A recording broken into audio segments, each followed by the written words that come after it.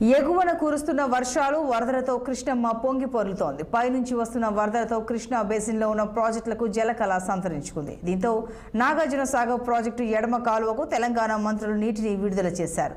లో level canal దగ్గర పూజలు నిర్వహించిన అనంతరం కోమటిరెడ్డి వెంకటరెడ్డి, ఉత్తమ్ కుమార్ రెడ్డి మీడియాతో మాట్లాడారు.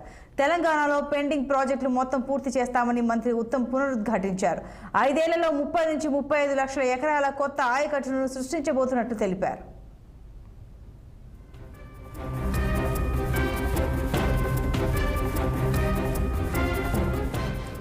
మరోవైపు ప్రజా ప్రభుత్వం అధికారంలోకి వచ్చిన తర్వాత నాగార్జున సాగర్ ప్రాజెక్టు ద్వారా పూర్తి స్థాయిలో నీరు ఇస్తున్నామని మంత్రి కోమటిరెడ్డి వెంకటరెడ్డి తెలిపారు.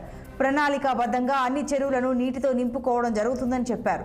ప్రపంచంలోని పొడవైన ఎస్ఎల్బీసీ పూర్తికి తమ ప్రభుత్వం నిధులు విడుదల చేయడం జరిగిందన్న ఆయన, ఎస్ఎల్బీసీ పూర్తి అయితే 4 లక్షల ఎకరాలకు సాగునీటితో పాటు తాగునీరు అందుతుందని తెలిపారు. పెండింగ్ ప్రాజెక్టులన్నీ పూర్తి చేసే పనిలో ఉన్నామని, ఇవన్నీ పూర్తయితే ఉమ్మడి నల్గొండ జిల్లాలో సస్యశ్యామలం అవుతుందని తెలిపారు కోమటిరెడ్డి వెంకటరెడ్డి.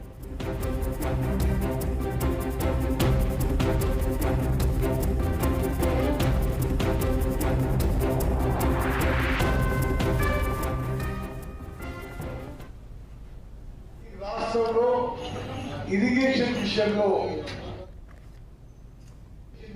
ఇరిగేషన్ శాఖకి, ఇరిగేషన్ ప్రాజెక్టులకి అత్యంత ప్రాధాన్యత ఇచ్చి ప్రతి సంవత్సరం 6 నుంచి 6.5 ఎకరాలు కొత్త ఆయకట్టు సృష్టించబోతున్నాము. 6 నుంచి 6 ఈ 5 ఏళ్ల పాటు 6 నుంచి 6.5 లక్షల ఎకరాలు ప్రతి సంవత్సరం న్యూ ఆయకట్టు క్రియేట్ చేయబోతున్నాము. మా ఈ హయాంలో మొత్తం 30 నుంచి 35 లక్షల ఎకరాల కొత్త ఆయకట్టు మేము తయారు చేయబోతున్నాము. 30 నుంచి 35 లక్షల ఎకరాలకి కొత్తగా సాగునీరు అందించబోతున్నాము. రైతులకు ఇక్కడి నుంచే కాకుండా ఏ మాకు సంబంధించిన నీళ్ళు కూడా ఇక్కడ పోయిన కాలం మేము ఒక్క ఎకరా కూడా వేయకుండా 2 లక్షల ఎకరాల పంట వేయలేకపోయినాం. కాబట్టి దాన్ని కూడా నీరు విడుదల చేస్తూ అన్ని చెరువులని ప్లానింగ్ ప్రకారం త్వరగా, ఎందుకంటే అప్పటికే మా దగ్గర నాటుపడి ఇక్కడ కూడా నాట్లేసే సమయం వచ్చింది. కాబట్టి అన్ని చెరువులు నింపుతామని మన గౌరవ ఇరిగేషన్ శాఖ మంత్రులు, మన అదృష్టం ఏంటంటే మన జిల్లాలో ఎస్ఎల్బీసీ టనల్ లాంటి ప్రపంచంలోనే పొడవైన టనల్.